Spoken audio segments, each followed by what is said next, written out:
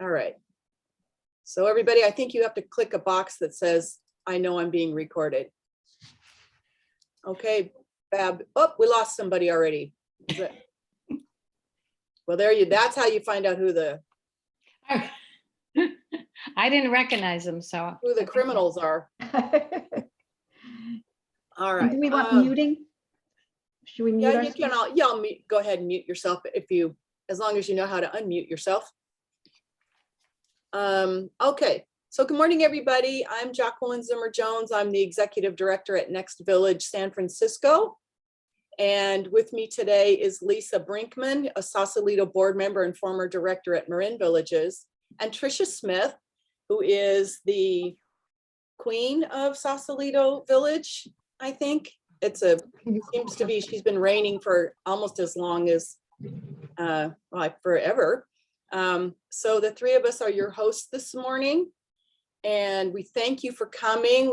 We get together every once in a while and have a beer and talk about village business, and we decided it was time to host another Bravo meeting. So Bravo was founded, I don't know, maybe 7 or so years ago, and was designed to be sort of a quarterly gathering of villages in the Bay Area to share ideas and connect. And we used to do these in person. Obviously, COVID has kept us from doing that, but we've met a few times during COVID, but we thought this would be a good time to get together. So we're hosting it this time, but Bravo has always been a moving program. So we'll talk a little bit about this at the end, but we've suggested November 9th for our next Bravo meeting. It's the month after the National Village to Village Conference, and we will be looking for someone to step up and host the Bravo meeting. And so we'll be thinking about your excuses of why you can't do it, or why you might want to do it. And we're happy to help you with that. Okay. A little bit about what today is going to look like. We're going to do a round of introductions, who you are, what village you're with, and what role you have, and what town your village is located in. I'm going to suggest that everybody have a pen and paper nearby today, because you are going to hear from every village, one spokesperson from every village, following introductions. We'll talk about 3 programs that you have hosted in your village that you think could be replicated easily by another village. 3 successful programs. And the reason we're doing this is collectively, now our village hosts about 500 social, cultural, and educational events each year. And some of those are repetitive programs, like for example, meditation is every Friday morning, but we host a lot of programs. So come and look at our calendar and swap ideas from us, or or join us for some programs. So we want everyone to come up with 3 programs from your village that you think other villages could host, and that you'd be willing to share the information about the speaker and any fees, so on and so forth. So we'll have everyone following introductions. We'll do another round where a spokesperson, Lisa, will call out the villages, and one of you will step forward and talk, or the 3 of you can combine. But we're looking for, a couple of minutes from each village to talk about programming that you do that's been successful. Does that make sense? Okay. And then we're going to have a little brainstorming conversation about how we can set up a system or create a system where we can learn about programming that would be of interest to other villages that you want to invite them to. So how would we, as Bravo, for example, jump on each other's programs? And for example, we're going to talk about a program. We did a hospice presentation recently, and that was arranged by Donna Boer who is the program director for District 2 University, which is a Next Village sister program. That would have been a perfect example of something where other villages would be welcome to attend. So that's a given, but the question is, how do we find out enough in advance that another village is doing something good like that, that would be of interest to the general population? How do we get it on your calendar and in your newsletter, and manage to get folks registered for that? Okay, does that make sense? Okay, following that, we're going to hear from Joel Shapira, who is, his company is called Beyond Aging. Joel was a member of the Village to Village board, and he's been working on programming to help advance villages, to help them become more stable, but also to help them connect with business partners.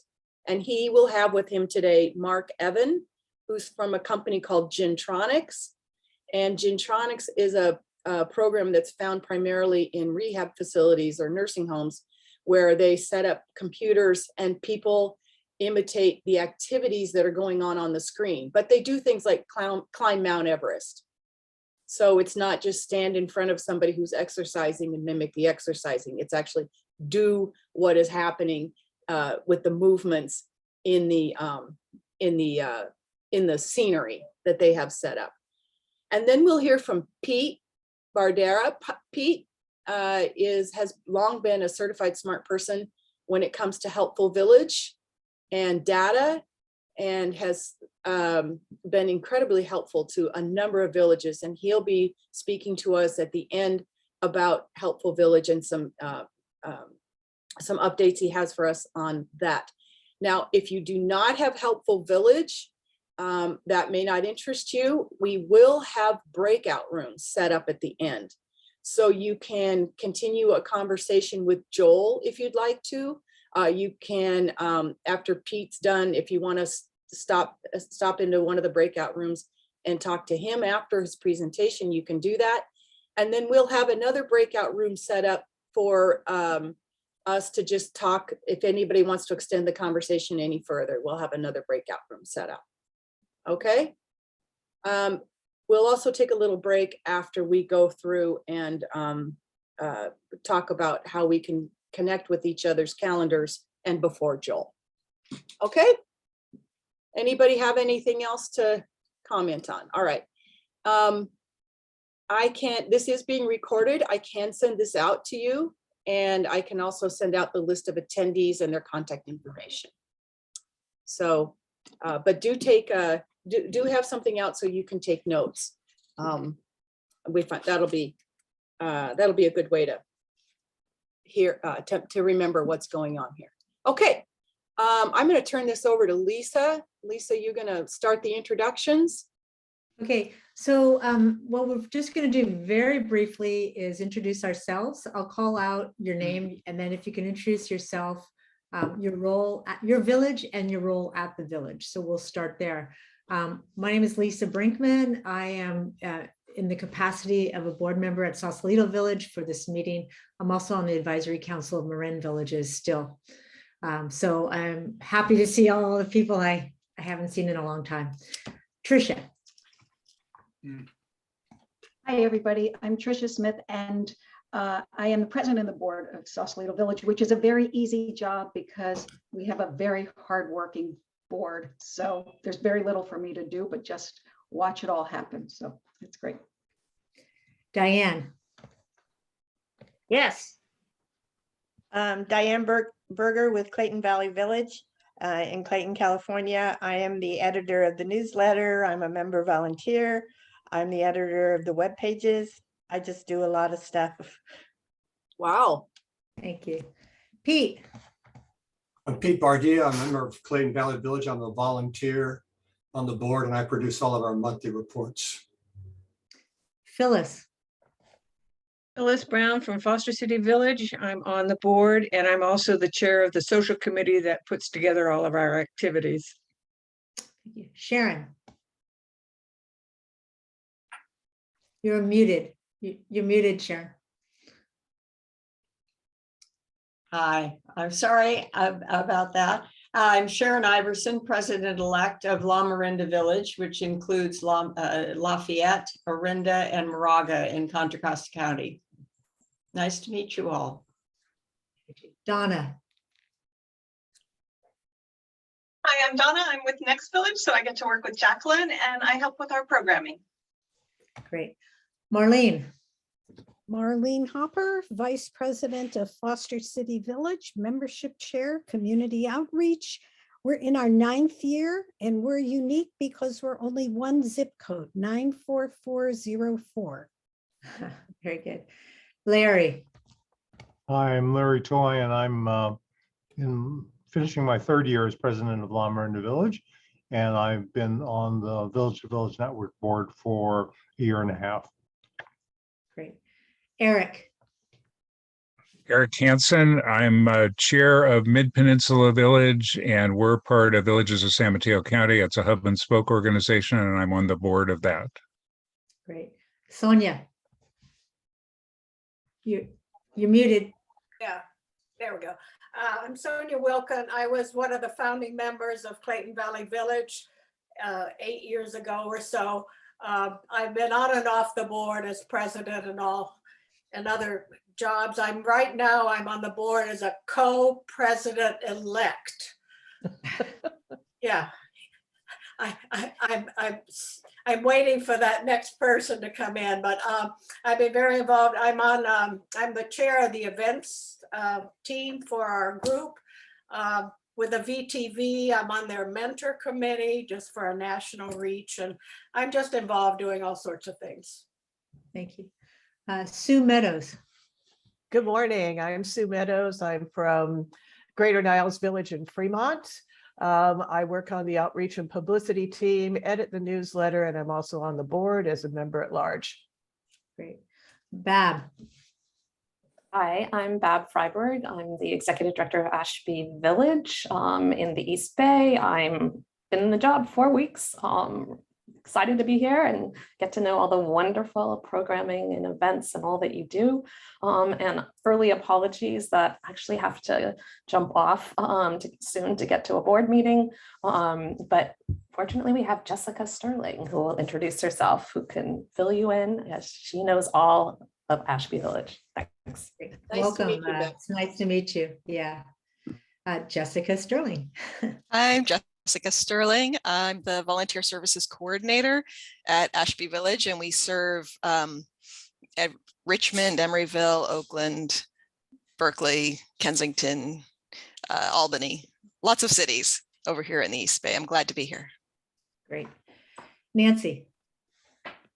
Hi, I'm Nancy Nadler from Village of the Coastside, and that's basically covers Half Moon Bay north to Montera, and we're also taking members from Pacifica and Kings Mountain, which is on Highway 35. I'm the events committee chair and part of the leadership team, and I'm on the board of Villages of San Mateo County. Great, thank you. Sue of San Mateo. Hi, good to meet all of you. I am the executive director, newly hired, of the Villages of San Mateo County, and I've got a week on. I'm 5 weeks in, so happy to be here. Great, welcome too. Pam. Hi, Pam Priscilla from the Foster City Village. Lucky to know Marlene and Phyllis. And we have formed an executive committee that is kind of running our village right now since our president has stepped down. So we have a lot on our plates, but we're getting there, and I love working with them. I've only been on the board for 6 months and volunteering and doing almost everything they asked me to do. Great. Jessica Da Silva. Hi, I'm Jessica Da Silva. I am currently the Communications and Fund Development Director at San Francisco Village. And I used to be the wellness coordinator for 3.5 years. So I have experience in different roles, and San Francisco Village covers the whole city. Happy to be here. Thank you. Great. Mary. Hi, I'm Mary Howe from Village Santa Cruz County. And we cover the whole county of Santa Cruz. I'm the board chair, and because we'll probably never have enough money to have an executive director, I kind of oversee everything. So that's it. Thank you. And Skip. Skip Radish from La Miranda Village, which covers Lafayette, Orinda, and Moraga. I'm a founding board member and volunteer. Great, thank you. So the next thing we wanted to do on this was to have each village let everybody else know what are the 3 most successful things that you've done that you feel is replicated, that can be replicated by other villages.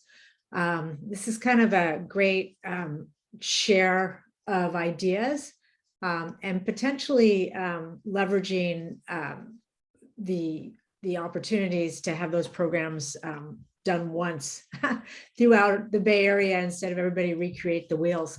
So with that, I'm going to have Jay-Z start. I'll call out the village and you guys can decide who wants to go. But Jay-Z, you can go first for next village, please. Okay. Thank you, Lisa, and nice to meet everyone.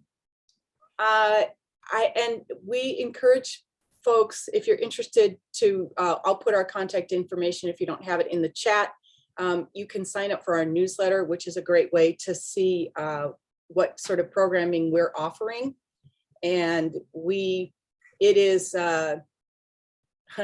our newsletter will be done. Our August newsletter will be basically done by this Friday, and it will go out next week. And it will be up on our, it's up on our website. As we add programs, they're on our website calendar all the time. So you could look at our calendar at any time and see what's coming up and snatch some programming. I didn't work this out with my staff beforehand, and Donna's some sort of savant at creating interesting programming. But we just did a program on mountain lions in the Bay Area that was really enchanting and intriguing and so interesting. And so that was a really fun one, and we're happy to help people reach out to that program and replicate that. We did a presentation with a consultant on how to choose the right Medicare program for you, which, you know, navigating Medicare is a nightmare. And we have found now 2 consultants who people can hear from about what are some good ways to go about choosing the right program for you. But also these people aren't tied or paid by any particular program, so people can reach out to them for their own consultation. And I think people found that very helpful. And they also there's also presentations about the letter Medicare, you know, the A through N. You know, do you need Medicare Part A? Do you need D? Do you need G? That kind of thing. So that was a really informative program for our folks. And then hospice is another really great program. And then I'm just going to toss in a fun one. We try to get out a bit.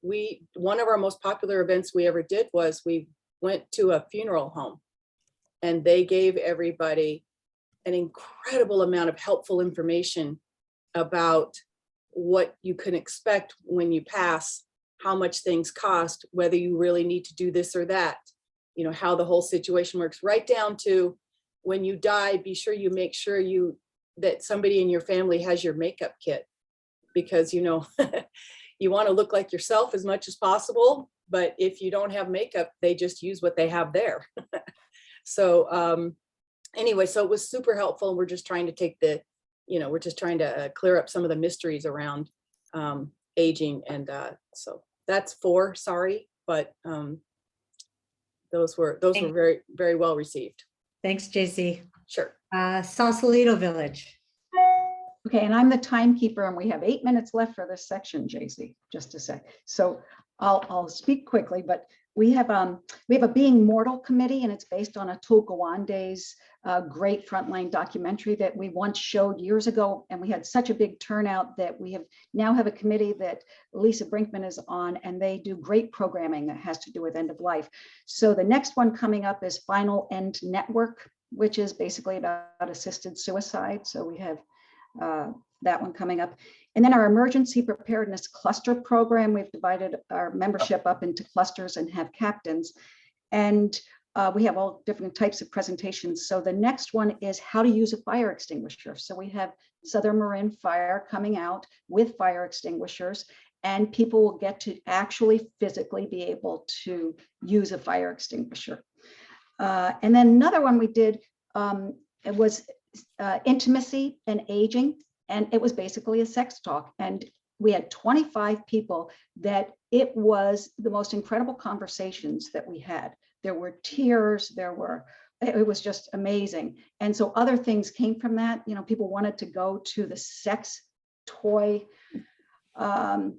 shop in San Rafael that's owned by two sisters. So, you know, they talked about having a group tour there.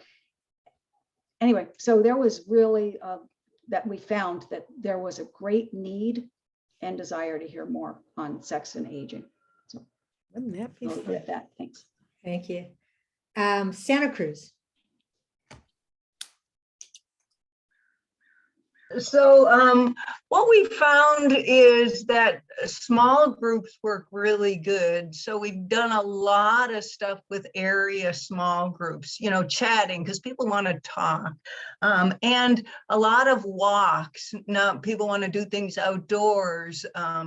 So we've been setting up a lot of different walks and hikes, and they range from what your abilities are. So the other thing is we did, John Leland is an author, a New York Times journalist.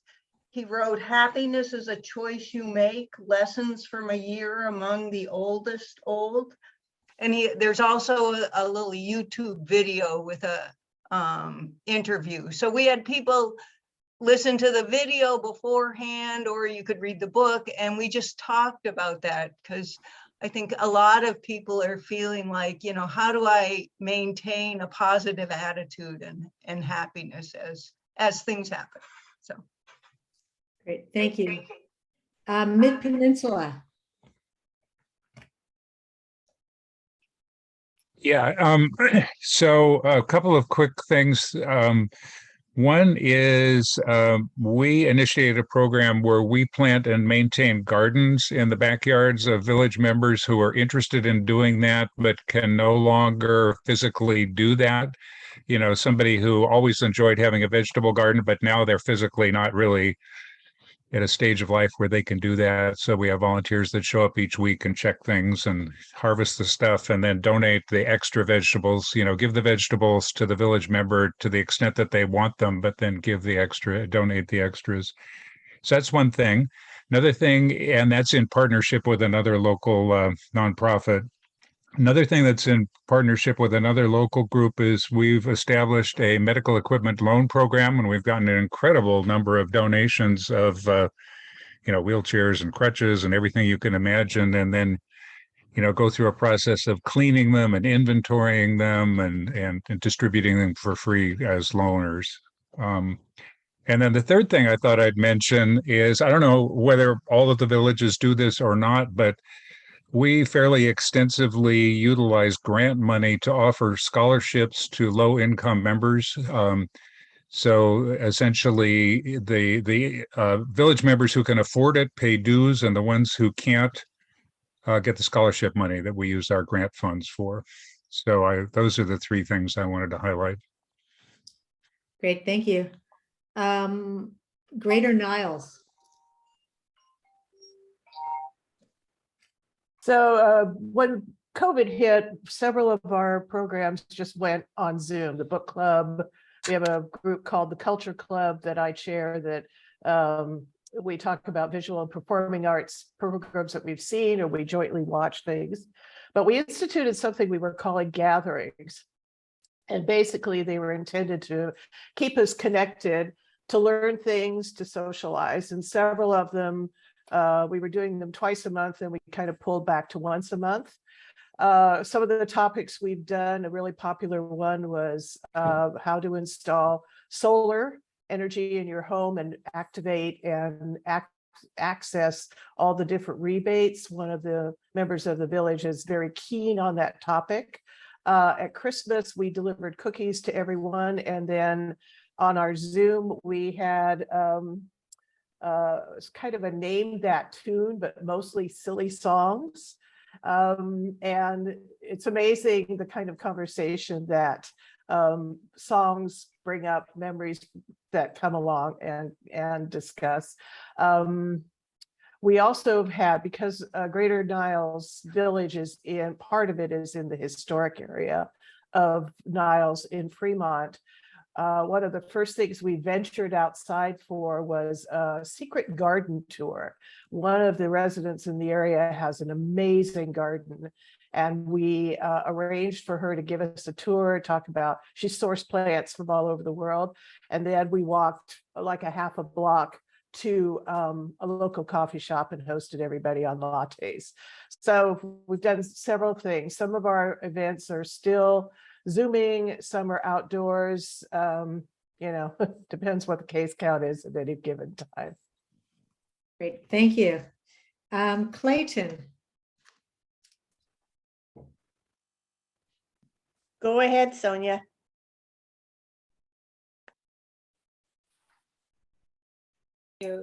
Okay, I'll speak for us. We're very much into a lot of social events. That seems to be really popular. We have our happy hours, and now we're in person. We have been, we're on Zoom before. And we now go out monthly for happy hours. We have birthday luncheons. We also are outdoors with hikes. We go to out to the movies when we can. Many of those social things, people have really wanted to be together to do it. Along the way, though, we have had some serious events as well. And we have not such a serious event, but on Lunch and Learn, we're having a really fun Eleanor Roosevelt, kind of a drama kind of set by person. That's going to be fun. But we have interacted on and off with people, and including mostly it's getting people together. But we have encouraged people through our Zoom and our in-person activities all through the pandemic and beyond. Thank you, Sonia. Foster City. I'm going to defer to Phyllis Brown, who is our Yeah. social chairman. Incredible.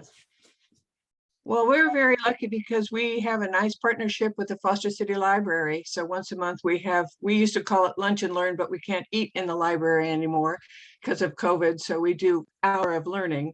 And we've had some great presentations by docents from the Asian Art Museum and also the Fine Arts Museum of San Francisco. In fact, on Friday, we're going to have a docent speaking to us about the Gal Pie exhibit that's currently at the museum. We also had a wonderful presentation by a master gardener from Half Moon Bay, talking about succulents, which are easy to grow and our seniors can do it in their smaller apartments and all. And one of our bigger activities that we just started is what we call walk and talk. And once a week, we gather at the rec center and just walk around the lagoon. And it gets people out and chatting and some exercise. And it's been a very popular thing that we've just started. Great. Thank you very much. Ashby. Hi, yes. And just to let everyone know, I've been in this role for 7 months. So my knowledge of the events just cover the last basically 7 months and the future. So we do a lot of programs with healthier aging, team. And one that I picked out that was very popular was on osteoporosis, and that was presented by 2 Kaiser doctors, and I could connect any village with them. We also record all of our programs, so you can look on our YouTube channel that you can get to through our website. We also highlight our artist members through our Exploring Creativity committee, and we've had 2 recently in the last 7 months, which were very popular. One was a painter and the other was a just everything artist. She ceramics, everything, and she was interviewed by her brother, who's he's a producer, director, actor. So that was really a great interaction that we got from those 2 members. And the third thing that I'll share, because I know we short on time, is we have an upcoming program. We just secured a date, although I can't remember what it was, I'll let you all know, on medical marijuana. And I think that we had this event apparently a year or 2 ago, and it was popular. So we're doing that again, and we'll invite all the villages to join. That'll be on Zoom. Great, thanks, Jessica. Coast Side.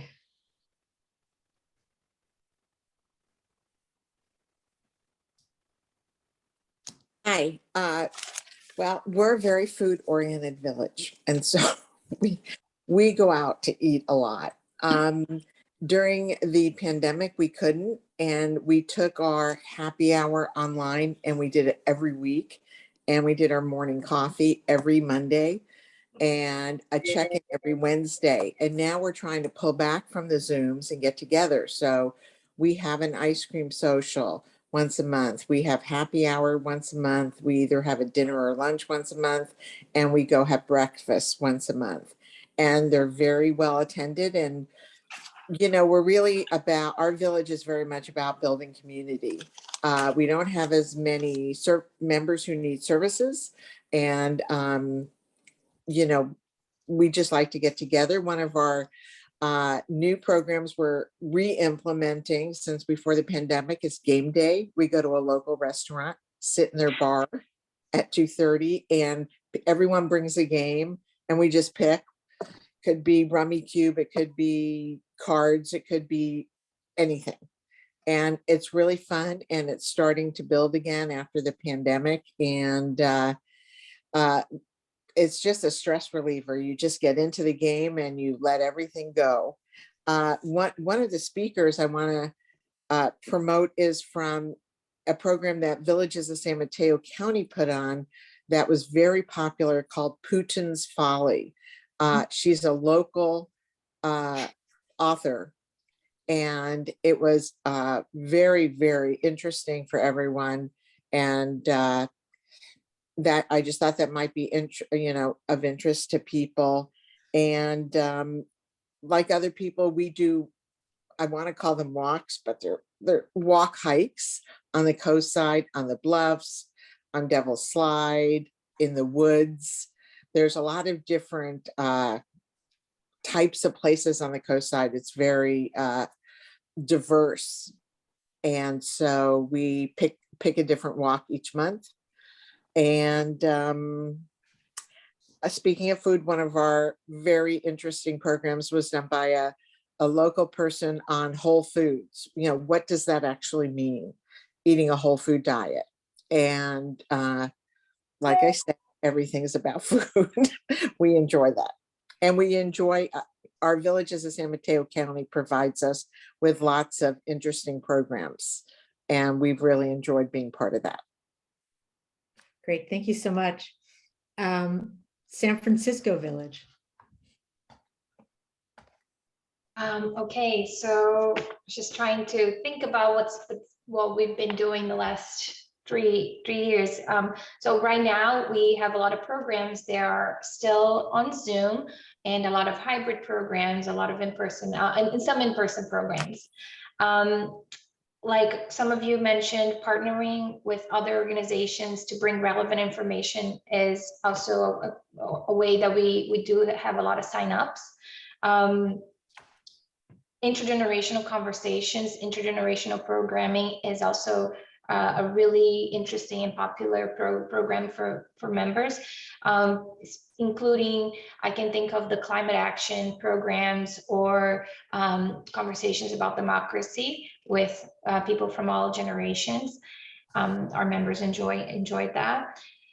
Some specific programming that I can think about is that always has lots of signups are facilitated meditation.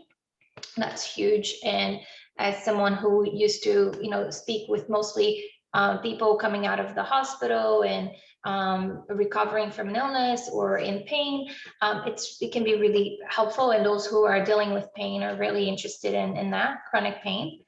Another recent program that's been really popular too is a series we're doing on death care, conversations with a death doula.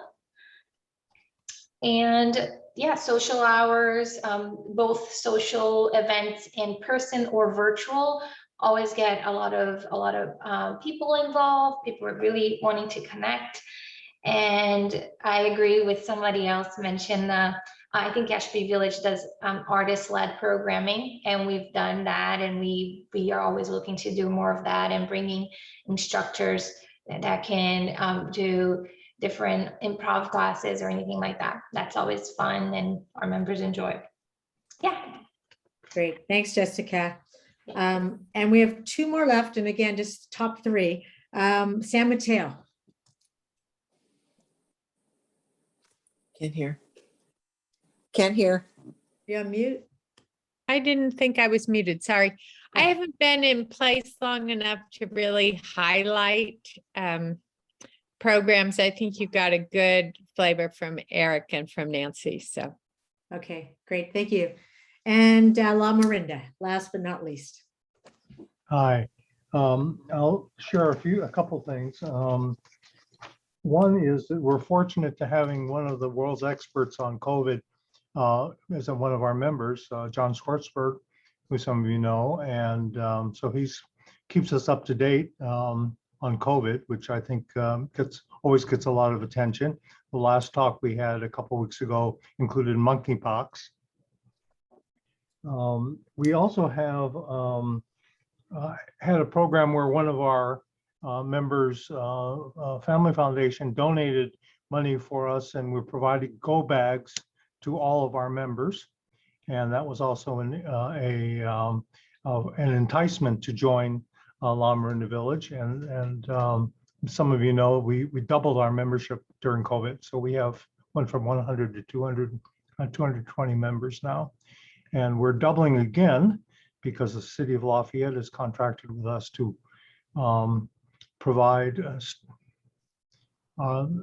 take over their seniors program for them. So we are now starting the seniors program for the city of Lafayette, which begins soon. They approved the budget in June, so that was great. A couple of small things. We're partnering with a lot of interesting entities. One, to get more volunteers, was the National Charity League. And many of you have National Charity League branches in your community, and their mother-daughter partnerships, which is, I think, very interesting. So we get from, usually the mothers are the age, if you're one of the people who are the age of our members like me, the mothers are often the age of our children, and the daughters are the age of our grandchildren. So they can be from 6 to 20 or 18 are the daughters, and they do grocery shopping and deliveries and a lot of things, but it's done as a pair. And we've also partnered with the Rotary clubs of Contra Costa, which does every 2 months, they do a Saturday of home service. It's called a Rotary Home Team, and we coordinate all those activities for the county. And so anyone who has requests that, and of course our members get first choice. So that's a benefit of partnerships. The last thing is we are just got a grant and we're working with Section 8 housing in our area. And there are 2 senior housing complexes which we are going in and doing free memberships for the senior housing people. And Section 8 is, of course, an area where most, if you are familiar with Section 8, you can look it up, but they're very low income housing and subsidized housing. And so this is an area where we have not had very many members. We have a few subsidized members, but not at this. We're looking at 70 new, potentially up to 70 new members. Thank you. Wow. I mean, just think of all the activities and programs and everything this group, and I'm just going to say this small group because I mean, we all fit on this one Zoom screen right now, has been able to accomplish. I think one of the things that would help us all is trying to leverage the energies that are being spent on some of the programming and figure out a way to share them amongst our villages, because that's where we really can become more powerful when we have different focuses. We've done it in the past frequently. I think Pete is one example where he hopped in to help different villages with their database requirements and trying to understand how to read data and what to do with the data. One of the things I find really exciting, and at first I thought it was just the Zooms, but listening to all the different programs, I think it could be much more than that, is how do we let other villages know when we have programs that we have the bandwidth and capacity to allow other village members and volunteers to participate in. So Zooms are easy, right? I mean, if you have a Zoom meeting and, you know, as long as you don't have, I think it's 100 or 150 people attending, you know, you send out a link and whoever signs up can sign up. How do we identify which Zooms, you know, Medicare navigation or, and if your talk on succulents or solar were a Zoom, how do we let other people from other villages know that those topics are available for them to listen in on?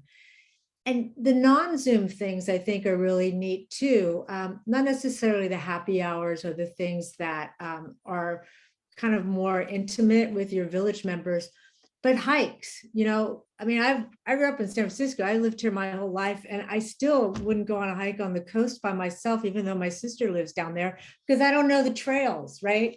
But if I knew that, you know, a village was having a hike down off of El Granada or something, maybe I'd show up because I knew somebody was going to be there, so I wouldn't get lost. But so there's different things that are, you know, that pique people's interests. And I think that our individual villages may not always be able to fulfill the interests of our individual members, but as a greater Village Bravo organization in the Bay Area, I think we have the potential, if we can figure out how to open certain things up and share. So that was going to be the next topic about, is there an appetite to share? And if so, how might people suggest we do it? Jay-Z had mentioned that Next Village had the hospice talk. So they let Sausalito Village know about that. And I was able to sit in and listen because I'm doing something else. We weren't able to get that information in time to send it out to people so that we could really promote that talk. And so timing is a big issue. Things that are planned ahead would need to be communicated ahead so the villages had the time to put it on their newsletters and things like that. Sausalito and Marin villages are forming a little more of a better relationship relative to programs, because they'll let them know when things are happening and invite them to come. And there's often, it might be 1 or 2 people, there's never like 20 or 50, but that are interested to listen in. I think that, and that's where Bravo was founded, those premises really, is to how do we leverage one another's time and energy so that we don't recreate the wheel. So if there was a way that our Bravo members could maybe look through, what do you have going for the next 2 to 3 months if you plan that far ahead, and what might be there to share. And then I kind of am looking at Pete, even though you can't see me looking at him. How do we share it, right? How do we get that information out in time so that it does get on the newsletters?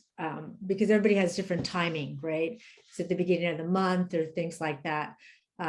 So, I don't know if it's a big communication, but maybe we could just, if anybody has any ideas, spend the next 5 to 10 minutes just kind of brainstorming a little bit and seeing, one, if there's appetite, if people are interested in that, and then 2, if there's any suggestions on how we might best do it. I have my ideas, but I'm going to leave those alone. So I'm going to open it up. I think the best way is if you can just raise your little Zoom hand. That kind of makes it easy to call on people so that we can facilitate the conversation a little better. And Marlene, I see your big Zoom hand, so you can go first. I think the obvious is if we make a list of who the communication person recipient would be, and each village, as they come up with these ideas, shoots out an email. And then if the villages, individual villages want to pick it up, then you go further with the communication. Okay. Larry? Yeah, I think the timing issue is a really crucial one, because I know we were trying to cooperate with a couple villages, and I know Ashby has a very long timeline. I mean, they're really organized, and we sometimes don't know who's going to talk. We have a Friday sort of general Zoom talks, and we don't know sometimes 2 weeks ahead or 1 week ahead of who's going to talk. And so that's an issue. We do record most of our Zoom talks, and so there's a big library, and that could be shared also with other villages, because you don't necessarily have to have a live talk, and then you can have maybe 45 minutes and then 15 minutes your own personal live discussion about that particular talk, and that's very useful. One I forgot to mention, which I think is really important these days for the whole Bay Area, is fire safety. And we've done a whole bunch of talks on fire safety with our fire marshals and various companies who do work, and we've gotten a lot of responses of hardening your home, both the physical home and also the area around it, and that's so somehow if we record those and have them either outward facing or available for our Bravo members. Okay. I know one, San Francisco or Ashby, I think, has a YouTube channel that they have different topics on. So personally, I have a hard time, going back to YouTube and remembering and everything, and listening to different topics, unless it's kind of like we have a librarian that's categorizing things well. And if there's certain ones that lend themselves to just playing, right? Replaying, that's a little intuitive. I mean, that would be good. Maybe we can start some sort of library. Jay-Z. That idea of a library is very appealing. I wonder how we could make that work. We do have a YouTube channel, and so a number of our videos get edited by a volunteer, and then they get popped up onto our website. So, or you can just Google us in YouTube and see a number of our presentations there as well, including our technology teach-in presentations. We record all of those and put those up on that YouTube channel, which is, so we have one of those per month. So I think those can be helpful and they're available to anybody. And I think I mentioned at the beginning that we, our newsletter for all of our scheduling for August is done, and a lot of September is already done. But we send out so I think one easy way would be to get on people's mailing list, but again, that might not give you enough time. But we also do a Sunday morning email blast, reminding everybody of what's coming up that week. So you could, maybe if you're on our newsletter list and you see something, you could include it, or you could, we could add you to our Sunday blast or whatever, but that still doesn't address the issue of what to do kind of how far in advance. So I don't know if there's something like our own chat line here or a Slack or something that we could all contribute to when we're doing something interesting that the others might be interested in. I'm just wondering, how many, is everybody on Helpful Village, or is there any villages that are not on Helpful Village? We're on Helpful Village, but we don't use their calendar. Coast side. Okay. We're not. The only thing I'm thinking from a technology standpoint is everybody puts their events on Helpful Village, and then you kind of decide, who the audience is. And if we were to go as a group, as a start to Manuel and say, can you create a Bravo calendar, and any event that a village feels that they would like to open up to other villages can just be checked on Helpful Village, and then villages can just go to the Bravo calendar and look. Because as a former executive director who had to do all the newsletters and had to manage all the events, I don't want 20 villages sending me emails with different strings. I just would rather get a link and put it in my newsletter.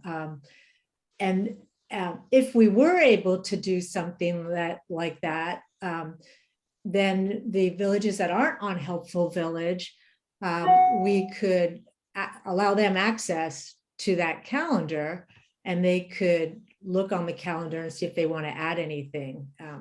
It could be a win-win, because it would be an easy way for villages to add to their own calendars, as well as kind of supplement some of the events. If you have a month or two that your newsletter doesn't have very much content in, you can add some stuff happening around, the Bay Area and use that. So I don't know if anybody has interest in that, but I would be happy to speak with Manuel about it. So just one comment. I had the impression that about half of the villages were on Helpful Village and about half were on Run My Village Club Express, which is what we're on. Is that not true here? I had an impression it was about half and half. I don't know. How many villages are on, well, wait a minute. Whoever spoke and gave the overview of those people, how many people are on Helpful Village? If you just raise your hand. Okay, 1, 2, 3, 4, 5. And how many people who spoke are not on Helpful Village? 1, 2, 3, 4, 5 and a half again. Okay, so you're right, half and half. Does Club Express have that capability? Because there's a calendar. I'm not sure about sharing things from village to village and stuff. There's probably some way to do that. Because we might want to ask them both. So on the Clayton Valley Village website, I had created a page for Bravo way back when we were doing it a couple years ago. I might be able to put a calendar up there and send you guys a link to that. I mean, you guys could send me your activities. I could put it on the calendar and send out the link to the calendar instead of going through Manuel, which probably would not happen right away. Okay, well, if you're open to that, I mean, that's obviously the nicest resolution. And that would be great because that might be something we could try right away. So thank you, Diane. I think we just need to, if you could put your contact information in the chat, and then we'll send out an overview summary after this meeting and include that. Maybe you and I can talk and we could just put down some process procedures, how you want to receive information to help people. That'd be super. Pete? Maybe set up a Slack channel too. That way you don't have to be on Helpful Village. You just have to be on one more thing. So I don't know if people are into that. Yeah. That's the hard part. But if Diane is the easiest way, why don't we go easy and see if it's helpful? And then we could go more complicated later. Well, I could try to see if I can set a Slack channel just to play around with it. Okay, but let's go with Diane first. So we'll send instructions later. I'm sorry, Mary, I missed you up there. I just wanted to say that we put out a monthly calendar that goes to members and non-members, but then every weekend we put out a small e-blast to our members, and that has the next week's events, but also community events. And I don't know if other people do that, if they communicate weekly with their members, because a lot of stuff comes up between when we put out our calendar, a lot of community stuff, and we change our calendar. Anyways, I was curious about that. Does anybody want to respond? We do. We certainly do. Lamaranda Village does have our main communication is the weekly, fairly long, with all the events of the week, and then we also send reminders just before the event. That seems to be very important because finding something from a week ago in your email is a challenge for, I think, younger people, and for older people, it's impossible. Okay. Well, thank you, everybody. I think we've got a lot of great ideas that came out of this, and we may have a way of sharing events and things like that as well. Thanks to Diane. We'll work on that. I'm going to use this to take the 5-minute break because the visual cane has come. And we'll see everybody in 5 minutes, and we'll then start with Joel, and JZ will take it from there. Thank you.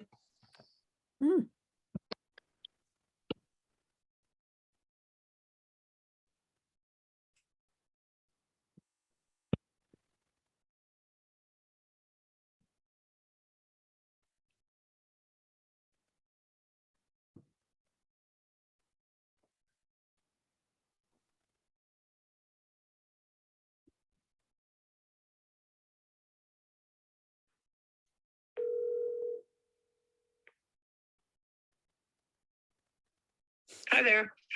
Hello. You're not muted. There you are. Thank you very. No, you're not muted. It says mute. Mute my.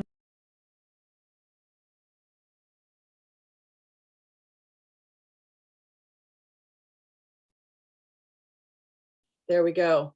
All right, thanks for hanging in here. Again, I will follow up with, I'll send you a link to this recording, and I will also send you the contact information for everybody that was on the call today. And we don't have a proper master Bravo list these days, but I'm happy to create one. So if you want to reach out to me and tell me, you know, that I missed somebody or somebody we should be inviting, please let me know.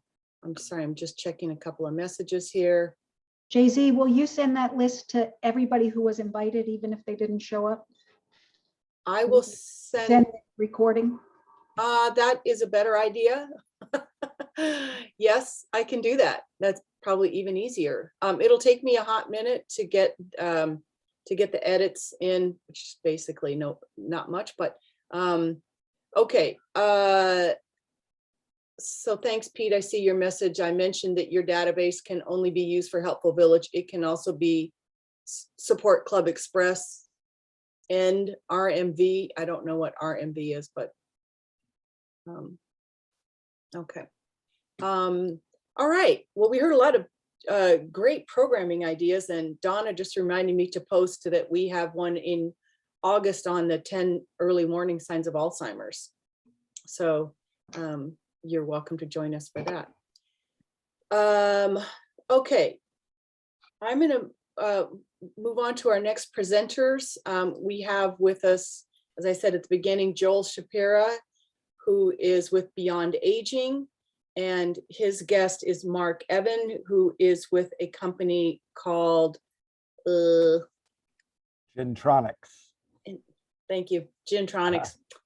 Yikes. And they're going to be talking to us a little bit about, as we all strive for sustainability, and partnerships with companies is a potential option for us as villages. The hard thing is how do we find those companies, and what do partnerships look like, and what do we have to do for them? So there's a lot of kind of moving parts and unknowns to that.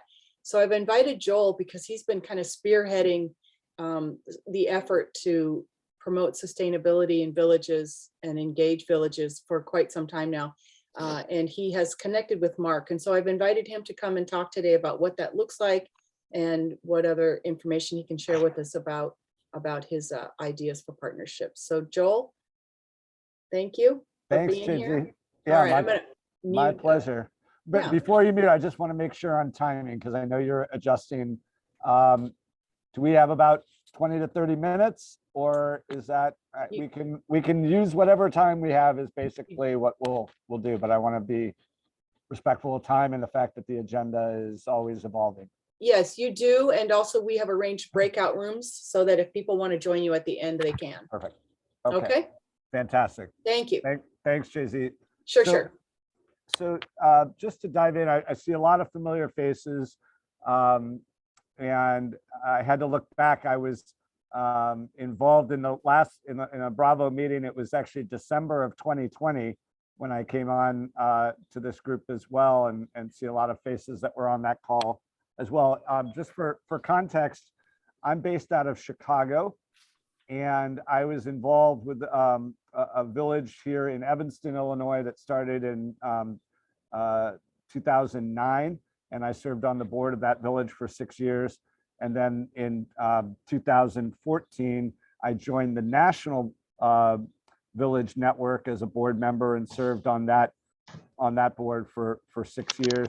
I've had a number of conversations over the years with many of you, a number with Larry, who has joined the national board, as you all know, in 2021. And one of the things that I've been most passionate about is how we as individual villages and then at a regional and national level could work together to promote more sustainable efforts towards bringing new revenue streams and new partnerships into the village model.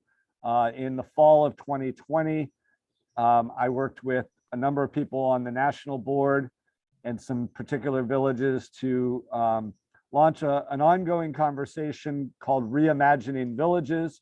Some of you may have heard me speak along with others on the national gathering in the fall of 2020 and then last October as well. And the main issue, as we all know, is these villages are hard to maintain and to grow.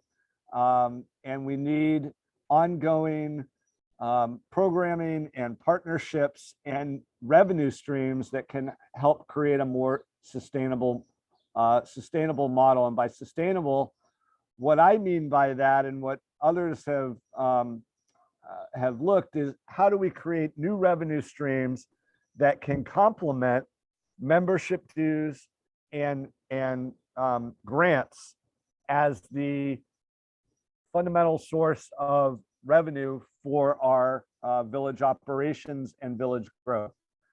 And I've long been a believer that we need different kinds of partnerships with for-profit entities in the technology sphere, in the healthcare sphere, that were different than what many of us running and leading villages have looked like. And those partnerships in the past have looked primarily like sponsorships, meaning we will promote your brand if you give us money, and we'll put your brand in our newsletter, or we'll do programming, and we feature your company as part of that. That's one way to do partnerships.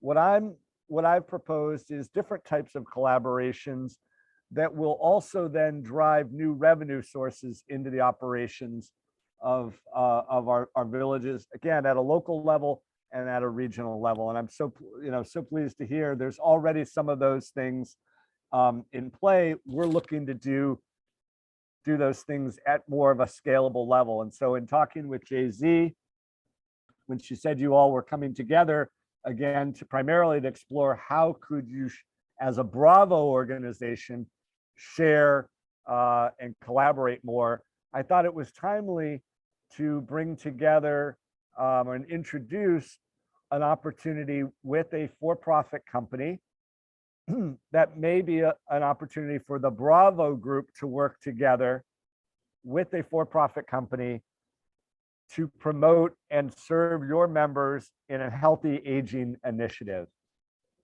And that's one of the things that I think Mark and his company, Gentronics, Mark is based out of Montreal. He's had a company for 10 years, primarily serving the rehabilitation therapy needs of skilled nursing facilities. And over the last year in particular, last couple of years, in fact, he's looked at taking his company and modifying his product and introducing a concept out into the marketplace that would serve the needs of older adults aging in their homes and their communities. And so in getting to know Mark over the last couple months, we looked and explored how we might be able to partner with his organization as he adapts his product and delivers that back out into the marketplace, primarily to home-based individuals. So that being said, given the time that we have today, we more wanted to introduce the concept. I wanted to give Mark an opportunity to talk about his journey and his product.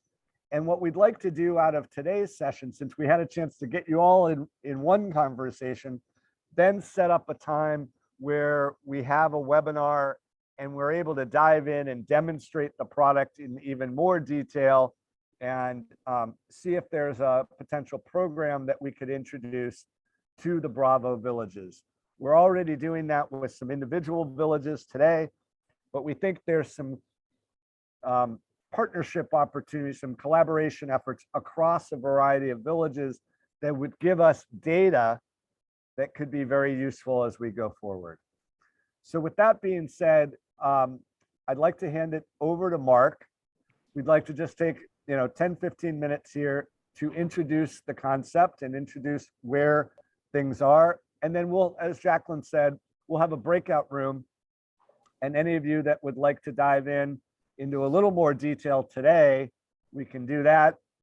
And then if you have interest in being part of a follow-on session later this month or early in August, send me or send Jay-Z your contact, send a note via the chat, and we'll follow up with you and make sure that that you're invited into that follow-up session.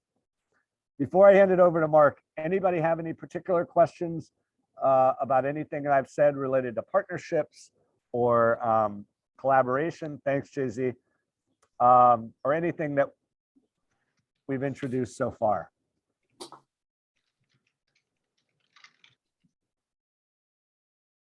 Great. Then Mark, I'm handing the scepter off to you and let you run with it from here. Excellent, excellent. Thanks, Joel, and thanks, Jacqueline, for inviting me to present what we're talking and what we're working on. It was really fun to sit in and hear over the last hour, to hear the different programs and initiatives that you've all been working on, and I'm really excited to be here speaking with you about our project. So I'm Mark Evan. I'm the CEO of the company Gentronics.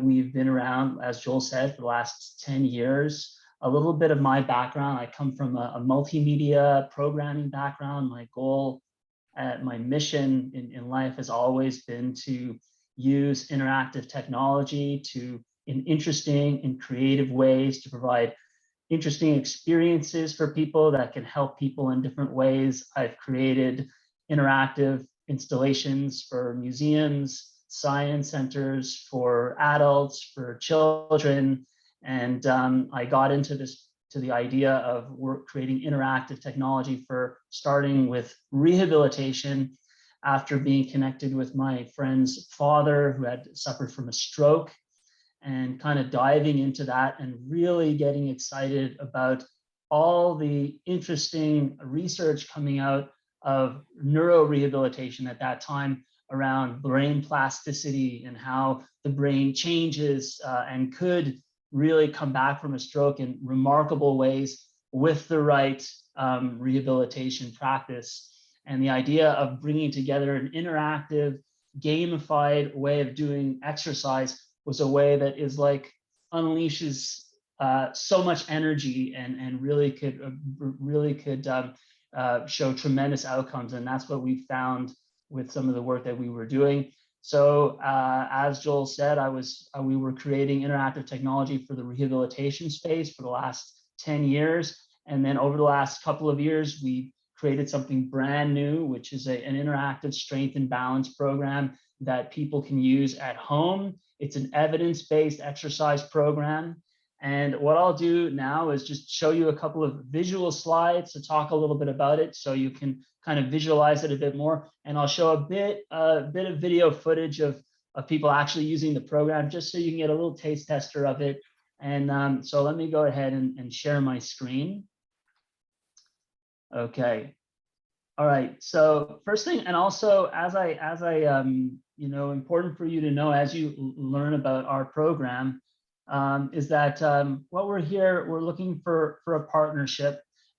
This is at an earlier stage of the development of the program. It's out there, people are using it, but what we really need right now is just to have people together with us on this journey, trying the program, giving feedback, helping us along, just being part of this journey with us as we really evolve this program. There's so much potential here, and we would really want people to help us take it where we think it really could go. So I'm not sure, Joel, can you give me a thumbs up if you see my screen? Okay, so this is an interactive strength and balance program. And basically we describe it as a strength and balance for the modern and free-spirited older adult. This is a new type of way of doing exercises. There are great solutions out there where you have coaches on the screen. There are videos that give you a watch and copy where you could follow along. This is something different. It's something new. It's engaging. It's an interactive experience. So basically, you download the program onto your laptop or your tablet. And basically, the program uses your web camera. So you stand in front of your device, and the program's actually tracking your movements as you engage in the program. And we have a suite of different interactive games, and each one is focused on a specific therapeutic objective. There could be lower body balance, upper body strength, dynamic standing balance, static standing balance, different elements like that. And all of these goals are packaged in the form of a fun and engaging and exciting game. So you could be skiing down the Italian Alps while doing your weight shifting and squatting in a way that's personalized for you. You could be rock climbing in Thailand, doing sidestepping and reaching, focusing on your dynamic standing balance, cycling the Tour de France while doing marching in place, working on cardio and dynamic standing balance and lateral reaching. So these are evidence-based exercises. So we basically pulled all our learning from the last 10 years of doing therapeutically beneficial exercises, and we packaged it into something that we really are excited to give to the world as something that can really help people engage with exercise, live a happy and well and strong life. And this is something that should give people an excitement so they can go out and really experience the world in a full way. So that's really what the program is about. And it's what I'm going to do here is just to share some video footage so you could see. So I have a few little snippets of video that I'll just share. So I'm going to go ahead and do that. So here we go. The first one is the skiing the Italian Alps. So this is an actual user using our program. We get on Zoom calls with the different users who are using the program. This is Shirley. She lives in Pennsylvania. She's using this program from her home. And here she is skiing down the Italian Alps.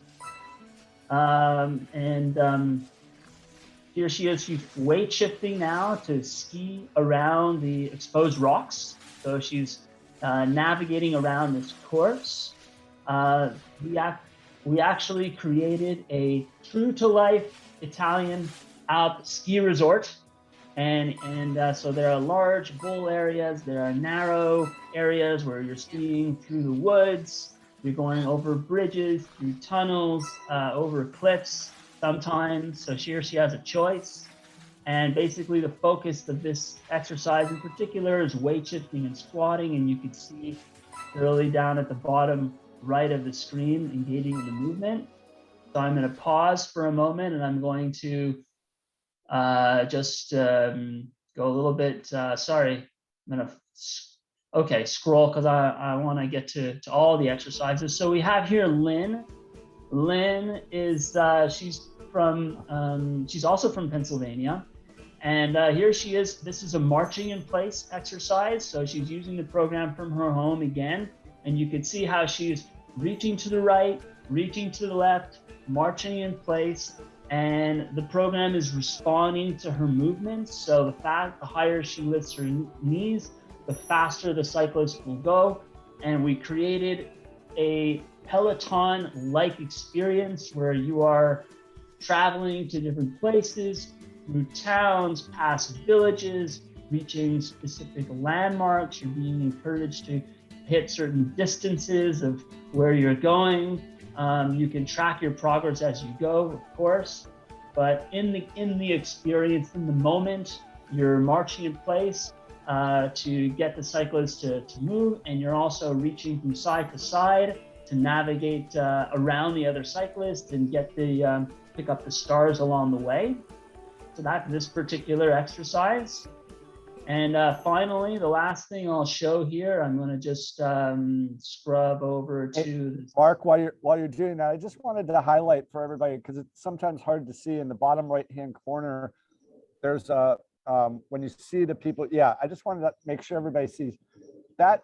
That is reacting. That is gathering data about the person in real time. So if you contrast this, some of you have seen or heard about over the years the Wii. Right? People doing exercises or whatever. There's no data collection happening with the Wii. This is actually reacting to and capturing data on the person as they're exercising.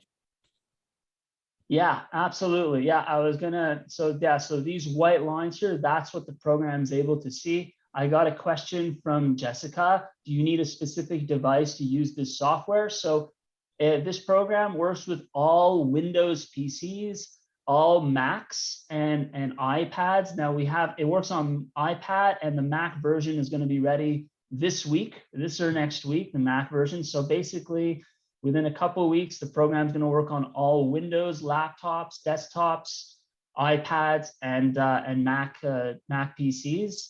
So, and it just uses the camera. So it's designed to be super easy to get up and running. You just download it, and you're able to engage in the program. So we have here Paul. Paul lives in Arizona, and you can see him sidestepping. Paul is 87 years old, and here he is sidestepping to get up shimmying his way up these ledges. And we created a Highland type rainforesty rock environment for him. And okay, so there's a question about, is there a way to do it as a group? So we're working on that. Right now, it's for people to do independently on their own time, but we're also adding ways so people could follow each other's progress and things like that. The idea of people doing it in real time together, that's definitely something we're working on. So that's what happens if you're a little bit off the edge. So that's basically where we're at with the group, but we're definitely building towards that. There was a question about cost. So I should mention now we are offering this at no cost right now. So that's really important to note. We're looking for people to help be part of this journey, give feedback, try it out, and be part of it in that way. For people in the future, the cost is going to be, in the future, it will be somewhere in the vicinity of about $20 a month to use it. And someone asked about, does the person using the system have access to data? Yes. So basically, so I'm going to go back to here. So basically, each participant has their performance stats. So you can see, they can click on the My Strength and Balance tab, and then they have, you can see your weekly average, your trend, your upper body progress, your lower body progress in terms of your squats, knee raises. So that's basically what you're able to track and use on your own side. So then the question comes about privacy. So we're tracking the data for you, for the people using the program, so they can monitor their own progress.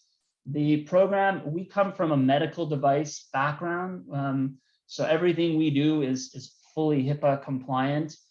So that the data is stored in the most rigorous way possible, but it's basically just your performance, how you did in each of the activities. So it's pretty basic in terms of the performance that the data that we track, and it's purely exclusively for the purposes of people using, seeing themselves how they're doing and monitoring their own progress. So so that is my little demo of the program. So I'm going to stop sharing the screen so I can go back to seeing you guys. Does anyone have any questions other than what was brought up? But any feedback or comments based on what you've seen so far before I just leave some final remarks? Nancy, did you have a question? Oh, go ahead. Yes. So are you looking for like if I was interested, is this something I could do? Or are you looking for like a whole village group to? Yes, and I would be more than happy for whoever would like to try the program. I will share the program with you this afternoon or whenever. You can download the program, try it out, experience it yourself. Yes, we're really excited. I would be more than happy to have you try it out. And if you have friends or anything, right now it's totally free. We just want people to experience it and help us make it great. That's how it's going to be great. So you guys are in an exclusive, privileged position through Joel to be able to use this program in a way that can really both experience it, enjoy it, and also influence the direction of it. So absolutely, Nancy. Okay, thank you. Yeah. I wanted to just highlight a couple other things and just being cognizant of time. As many of you know, we've over the last 10 years, we've had a number of companies approach villages as a way to try to market their products out into village members. There's something very fundamentally different here right now. First of all, Mark has an established business. He's been around, he's had a business for 10 years. Many of the companies that have approached the Village Network have been early stage companies, just getting going. I think there's a real difference here to work with an established company that is looking to reach and engage people like our members and people out in the community. So I think there's a really interesting way where villages could operate as a kind of channel. We're not going to spend a lot of time on that right now, but potentially as a channel to serve people not essentially who are non-members, who are out in the community. And we think there's ways that we could partner with some organizations to get some funding to do that. So this is a sort of next phase, if you will. Last year, many of you were exposed to the Stronger Memory program for brain health. We think there's some ways that we can support that. Is anybody, just a quick show of hands, has anybody on here actually participated in the Stronger Memory program? Larry, Lamarinda has. Anybody else? Trisha, did Sausalito participate in the Stronger Memory program? Village Santa Cruz had a few people that did it, and they did it for a few months, and then okay. I think then people just did it on their own if they wanted to. Got it. So we think there's some things we can learn from that process over the last year and a half and build off it. And the great thing is Mark is just, there's no cost to individual villages, no cost to individual members right now. We're just trying to gather feedback and engagement and learn about how this type of thing could be brought out at even greater scale. And it's an opportunity for villages to be involved early on in that process. Jessica asked if there were if we partnered with other villages. There's a handful of villages that have been initially exposed to this pilot opportunity. This was, rather than go village by village, part of the advantage here is we could get a group of villages, and there's a unique opportunity for the Bravo villages to operate together on this type of pilot, and we'd have sort of a regional pilot program as well. I think it would be fun if Bravo did it, and then the people that are participating, maybe they got together on Zoom once every couple weeks or something and just talked about, oh, I'm doing this, and I'm, because it seems like having some support in the background with other people doing it is one of the ways you keep going on exercise things. That's actually a fantastic idea, and I would be thrilled if we can create some sort of group that we could meet every couple of weeks and say, like, how's it going? What are we learning? What are our ideas? We can even have a brainstorming session, and you'll be pleased to see some of the fruits of your brainstorming, in the product a few weeks or a month later. So yeah, I'm excited about that. Sonia? Yeah. Hi. I just wanted to mention that this is an amazing program. I've seen many Zoom health activity exercises, including from Vitality Society that was presented, and I've been part of that, taking it. But this is a very different kind of thing. I noticed with the skiing, I have skied, but I have fear of heights. You don't have to worry about that in this interactive stuff. But I like the idea, the suggestion that maybe Bravo take it on and then maybe can connect that way. I thought it was fascinating. Thank you. Thanks, Sonia. Again, I know we're coming up on the half hour, so I want to be true to the time. We will set up, it sounds like there's interest in exploring this further. So I will work with Jay-Z and Lisa to coordinate another time, and we're happy to invite you all, if there's some people from your village, members or board members or whatever, who would, as far as we're concerned, we're trying to expose this to as many people as possible.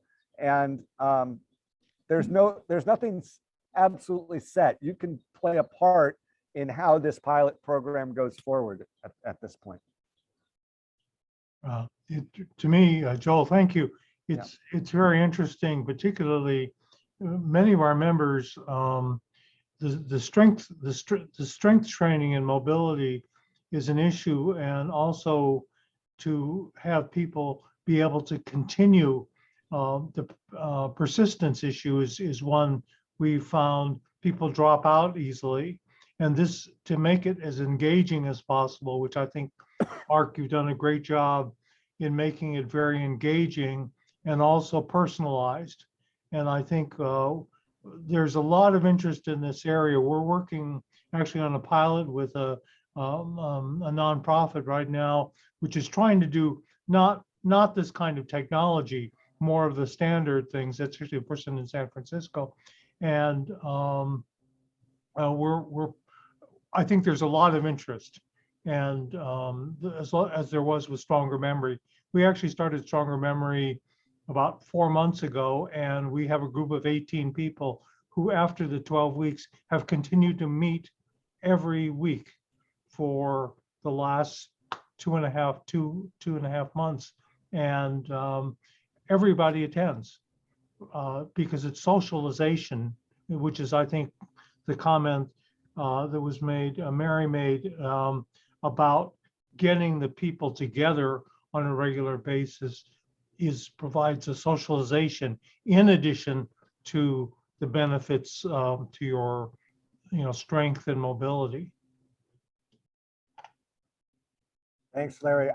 This is an area where villages have been addressing social connection and programming for years, and we've had some things related to health and strength training and things like fall prevention, et cetera.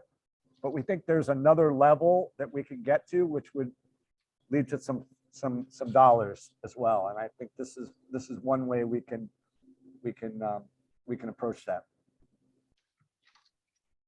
Thank you all so much. Tricia, did you have a question for me or yes. for Mark? Or yeah, actually a quick one.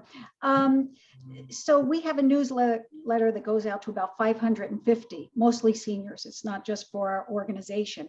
If I put it in there, are you interested in getting a direct contact from other seniors in town that aren't members, or do you want to keep this within the village?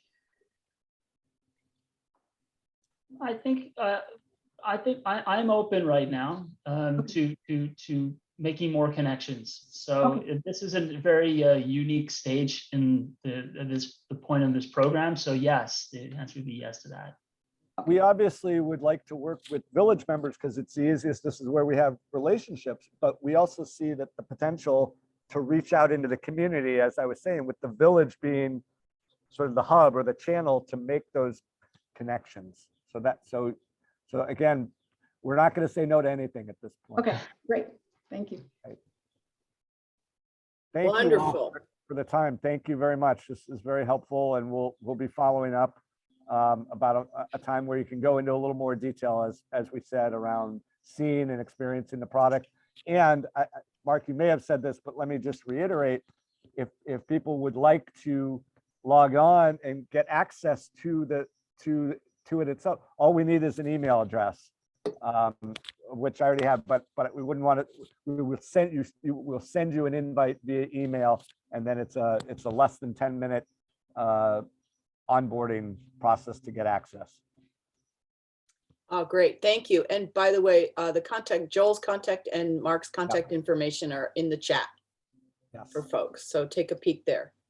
Yep. Thank you. That was very interesting. And I wanted to stand up and do the climbing one while we were watching it. It was inspiring.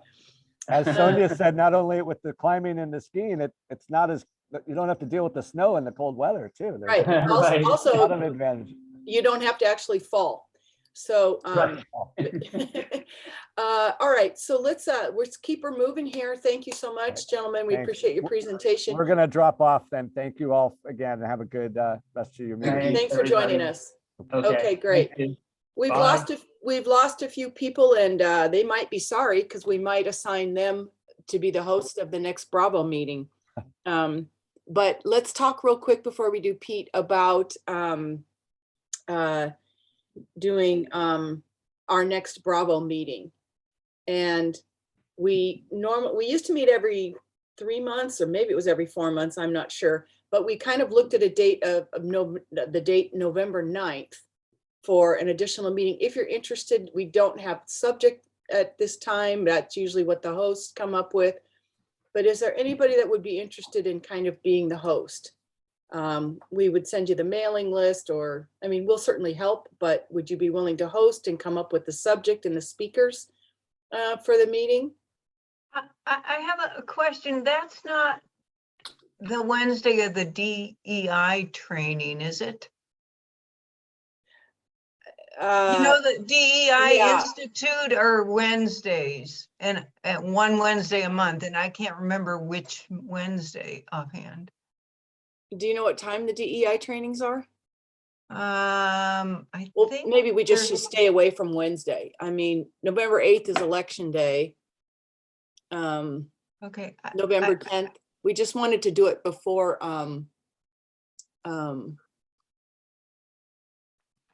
Look at, before the holidays start. right, and I just don't remember if theirs is the first or the second Wednesday of the month. Let me look. Okay, that would be helpful. Is there any, I'm sorry, you're muted. I'm sorry.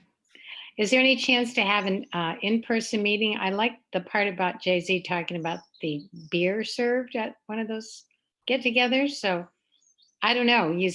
Everybody seems to be in the East Bay. Well, a big San Mateo showing too, but Well, I mean, Foster City hosted once, Ashby Village hosted once, Sausalito's hosted once.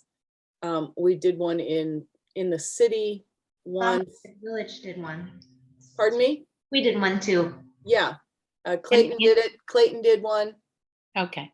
So, I mean, I think we could happily attempt an in-person one. I don't know, how do people feel about that? Just a thought. Yeah, I mean, it's always great to meet in person. I don't know if anybody has an opinion on that. Well, for the more distant people, Zoom is easier, obviously, for the people who are, otherwise it's probably an hour maximum for most people to get. Yeah, I mean, we've had people come down from Northern California for these meetings. Yeah. We've had people come from Nevada City or Grass Valley. That's where I'm going on Friday. That's where my son lives. I'm like, Grass Valley. Yeah, we've Yeah, actually had people make the trip, but it is true that Zoom is easier. But yeah, it is. If you're going to host it, then I don't know. Maybe we could end up doing a hybrid one. So the DEI trainings are the first Wednesday of the month. So Okay. the rest of the Wednesdays are okay. So November 9th is a possibility then? Yeah. Okay, I can include that when I send out the link and the follow-up information, but is there somebody that would be willing to host and could possibly arrange for a hybrid event so that people could Zoom in and people that can go can go? All that means is if you're going to do it, you need to have a little coffee on hand and, something along those lines. I could bring it up to the Clayton Valley Village Board, which is this afternoon board meeting. I like the idea of hybrid because if we're traveling almost 2 hours each way, depending on timing, that's really difficult. I mean, I'm in Clayton, so you know how far that is inland to get to the coast. So the hybrid sounds good.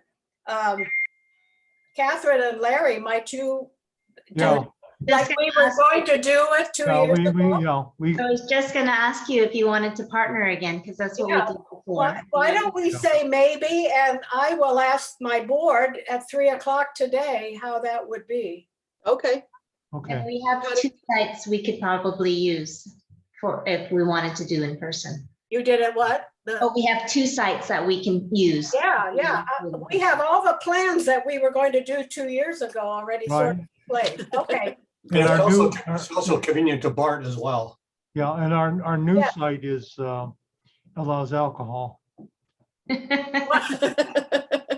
Depends on when you want to start hoisting your. Yeah. stuff. What time the meeting starts? Yeah. All right. Well, I think as a general rule, we've tended to have it more in the, mid-morning, so it gives people a time to go around the traffic and get home before the traffic, but that would be lovely. Does everyone think that sounds like a swell idea for? Okay. All right. Okay, all right. Okay, that's wonderful. Thank you for stepping up and, Yeah, we'll be in touch, Larry and Catherine. all right. And then also Donna posted a link to the calendar that she said for, or Diane did for the Bravo calendar. I tried the link and it didn't work, so I'll need to follow up with her on that. Or maybe I did something wrong. Maybe I copied it wrong, but that in the meantime, also be thinking about this sort of one more task for you, which is to boost your events on the Bravo calendar. I'm sure we just talked about 3 programs that we've done, but I'm sure we have many, many more. And for a lot of villages, they just don't have the bandwidth to host a lot of events. Or you're just a little too remote for, people to come and speak to you or whatever. So we just, it's great. Okay, I'm gonna thank you. I'm gonna move on to, I don't know how many of you have Helpful Village. Or I guess Pete, you said it also works for, what's the other one called? And run for Club Express, Club Express and Run My Village. Okay. So if you want to speak to that, and then folks, is there anybody here that doesn't use either one of those platforms? Okay, so we don't need to go to a breakout room. So Pete, go ahead and take it away. And thank you all. Pete will wrap up at 10 or at 11 o'clock, and we can all get on with our day. Thanks, Pete. Okay, can you see my screen? Yes. The Clayton Valley. There you go. We can see it. Thank you. Okay, I'm gonna get myself. Okay, like Jay-Z mentioned, this works primarily with Helpful Village data, but I can actually modify it to use Club Express data. But I wanted to give you a brief overview of some of the reports that we produce. One thing, you don't really need Microsoft Access to run this. You can actually use it with a free download called Access Runtime, so you don't need the licensed version. I also offer it for free to any village that wants to use it, so I'll configure it for you, and then you can just use it at your leisure. So here's the main menu. I put my email address up there temporarily so you can have that.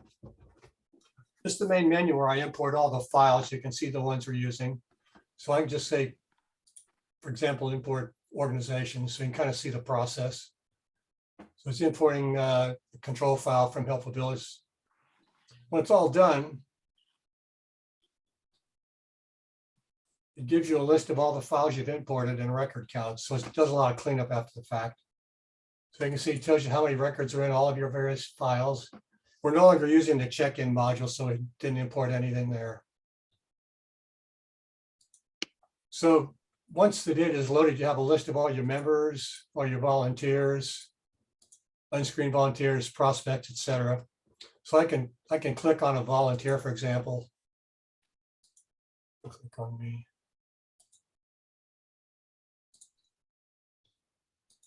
I see some basic information on me, name, address, all that basic information.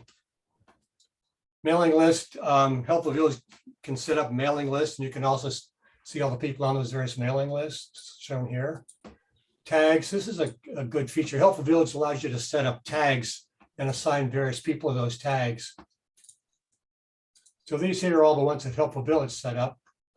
And the ones with the tilde in front of them are tags that the database actually sets up. So you can see all members, all village, volunteers, female, male, various tags. So I want to say, if I want to send an email to all my guys saying we're having lunch next week, I can say tags.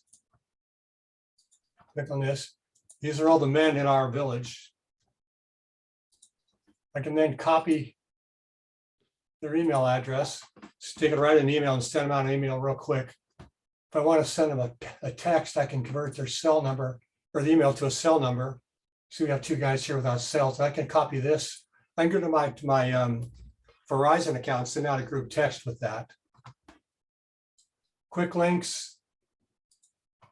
These are all the people in your village, name, address, birthday, age, all that. If you click on their address, it'll actually brings up where they live. So that's kind of handy. Whoops, lost it.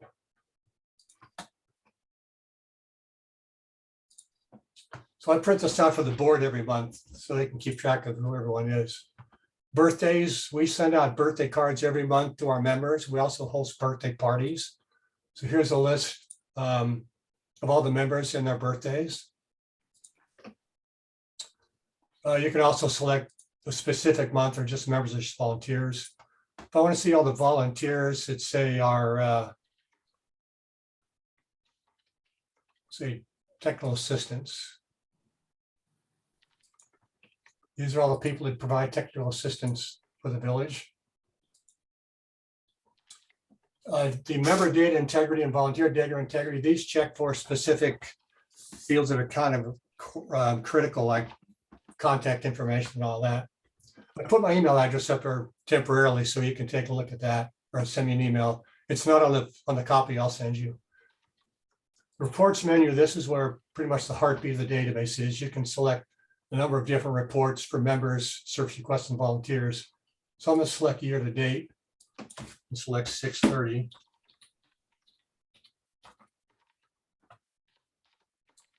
Village statistics.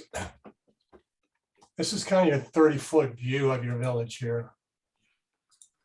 So it shows you how many members you have, count and percentage, how many individuals and how many households, age from 61 to 95, average ages of members are males and females.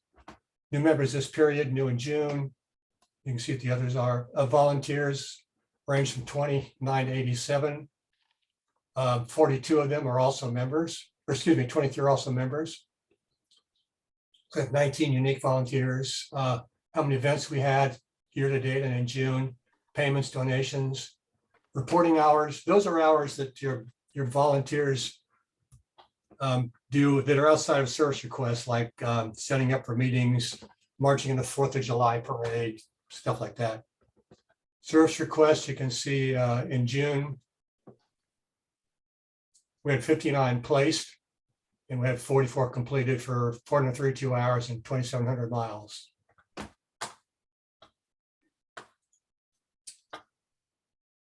Remember demographics.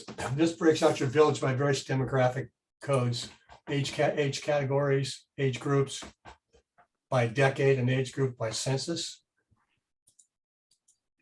Also shows you by zip code, race, gender, and then combination of race, gender, ethnicity, and all that. If you want to see who fell in those categories, this gives you a list of those people that fell in those various categories. If any you're missing, this will tell you any people that you need to collect that information for. Membership. Let's see.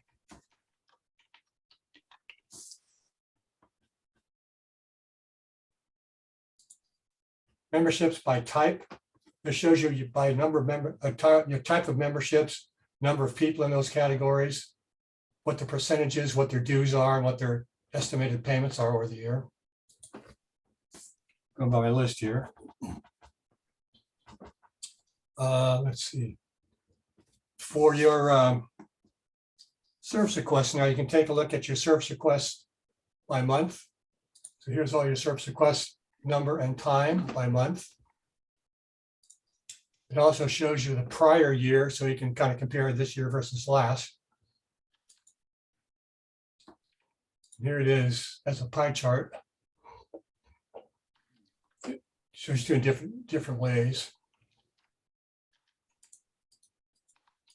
It breaks it out, transportation, etc. So you look at your various ways. Transportation is one of our most popular categories. Let's see. Volunteers. Here's your volunteer list. You can see one volunteer has a tilde in front of her name. Bonnie has moved out of the area, but we don't want to lose track that she did a service request, so she has a tilde in front of her name. So here's all of our volunteers. Here it is by pie chart. Let's see, remember. Overall activity summary. It shows you for volunteers. In this case, Beverly has been with the village for 5 years. She's done 15 reporting hours. She does a newsletter and a lot of driving for, or not driving, but newsletter and volunteering for other events for time. She's done 27 service requests for 43 total, 94 hours and 373 miles driven.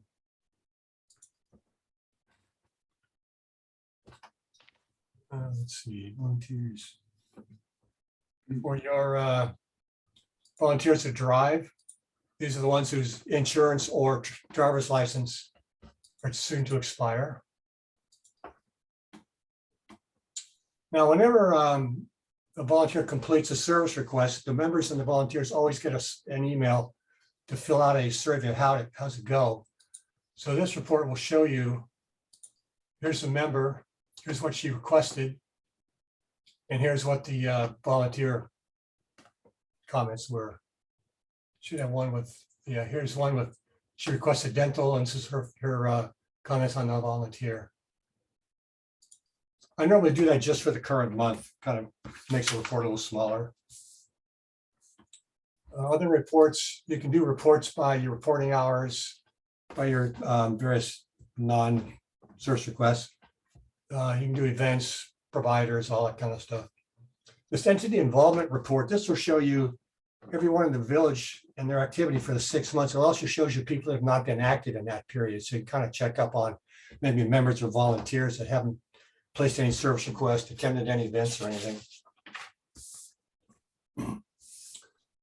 Let's see. A while back, Capitol Hill Village did a taxonomy project where they classified service requests on a category that can be similar when you go to the doctor. They always have a code for your illness. So I was part of the taxonomy project. So I have their mapping, so I can actually take a look using their mapping. This is how we would fall out as far as driving goes on a national level. You can also select it by age, gender, race, ethnicity, etc. We also have views. Views, the Helpful Village spreadsheets have a lot of valuable information, but you really can't sort or filter them very easy. You can't really do any cross-matching between spreadsheets. So the views gives you a look into your various files and does a lot of cross-matching for you. So I can take a look, let's see, service requests. So here's all the service requests for this time frame, the date of it, the person, whether they're a member or volunteer, age, race, gender. You can see if they're a caregiver, oops, type of service.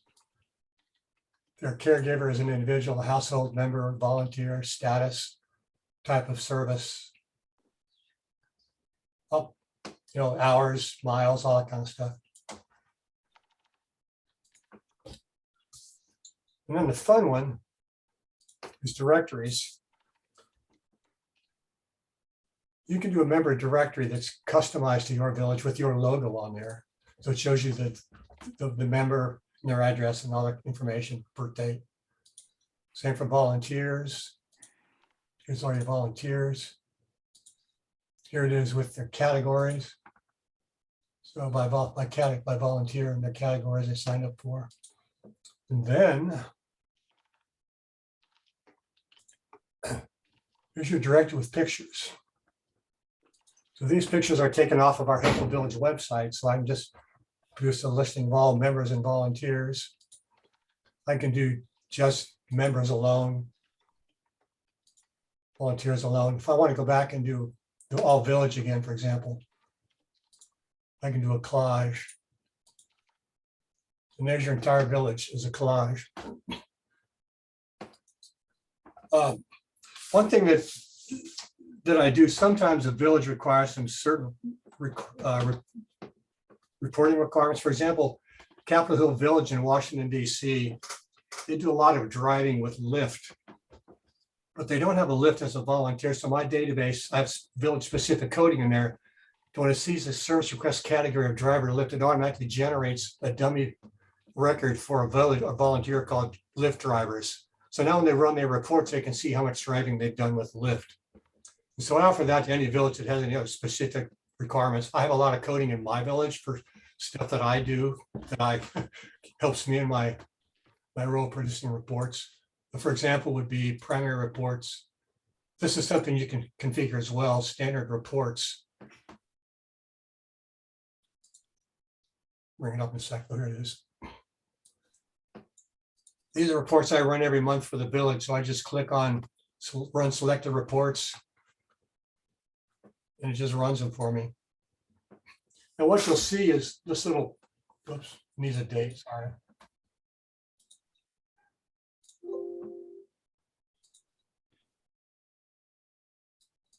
One thing is every time it produces a report, that report automatically goes into the reports directory as a PDF. You can copy this PDF to a share folder. You can, just paste it into an email or anything like that. So that's pretty much it in a nutshell. I'll hang around for the breakout room if you have any other questions. So back to you, Jacqueline. Thank you. This is very impressive. Way beyond my pay grade to figure out how you do all this. Does anyone have any questions for Pete? Pete, thank you so much. I think so. So if we want to benefit from that, and I think Catherine, we've been mostly using the straight Helpful Village reports. And how easy is it to implement, to overlay on our Helpful Village? What you've done? A pretty simple process. We actually had you set up a couple of years ago, but you just download the files from Helpful Village, import them straight in, and I'll set up your configuration for it for some changes I've made recently. It's a simple matter. Okay, because that would be, it's again, you've invented the wheel, so we want to take advantage of rolling with it. I mean, Sonia, you've seen the reports. What do you think of those? I was going to offer this, that when Pete joined us as a volunteer, and his passion is data, you can tell it was the most marvelous contribution, and he has been so generous expanding it. I know that for me, I have a board meeting at 3 o'clock. I will spend a good hour just looking at his reports because there's so much there. You have to piece out what you can use and what not, but it is most useful in so many ways. So we're very fortunate for that. But for instance, the photographs are wonderful because I look it up and the quick links, and when a volunteer goes to on a service request, they don't always know what the person looks like, and vice versa. That's just one example, but Pete has been a jewel. He not only has been the data, but the volunteer of the year, etc. So I'm encouraging it. If you can use Pete's services for whatever your village needs, it takes you away from the pen and pencil and the Excel sheets and all of that we started with, and to much more of a a modern way of doing it. Thank you, Pete. Thank you so much. I do have a question for the people who are remaining. The national board is doing a strategic plan right now, and one of the preliminary findings is that which I want to confirm whether, at least with in this group, whether the village model as we have it now is sustainable. There's a real question, I think, around the country, whether financially, particularly, is it sustainable the way we do it with this combination of dues and contributions and grants and so forth. And it appears that a fair number of villages have fiscal problems right now. Is that true, at least among the group? Anyone having, do you feel that you're, I don't know whether you want to say this, we'll pretend this is an AA meeting. And so you can trust your friends of falling off the wagon or having concerned about whether you're going to